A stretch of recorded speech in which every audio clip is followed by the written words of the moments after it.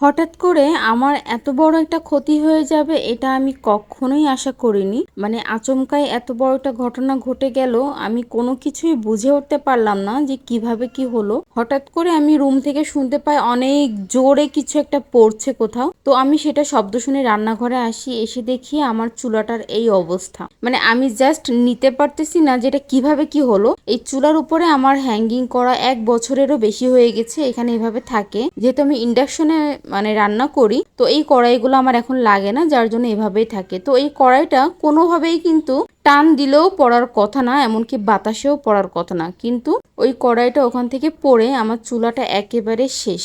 শেষ মানে শেষ, একদম কুচি কুচি হয়ে গেছে। আর শুধু আমার হচ্ছে যে এই চুলাটার মাঝখানে যে প্লেটটা, সে প্লেটটাই নষ্ট হয়ে গেছে, ভেঙে গেছে, আশেপাশে কোথাও কিছু হয়নি। তো আমি বুঝতে পারলাম না যে এটা কিভাবে সম্ভব।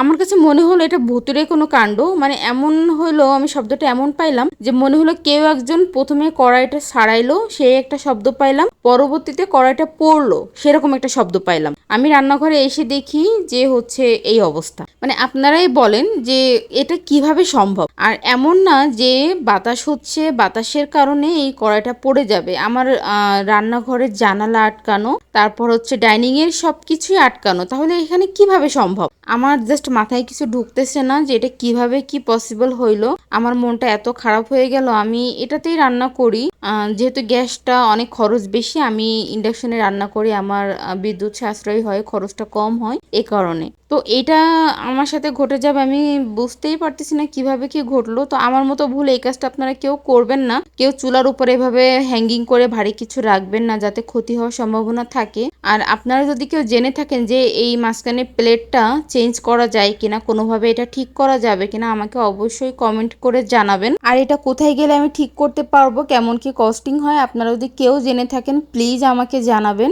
তো এটাই লাস্ট আপনাদেরকে বলবো যে আমি যে ভুলটা করেছি সেই ভুলটা আপনারা কেউ করবেন না। আমার এই চুলাটা কিনছি এখন 1 বছরও হয় নাই, তার মধ্যে এই অবস্থা।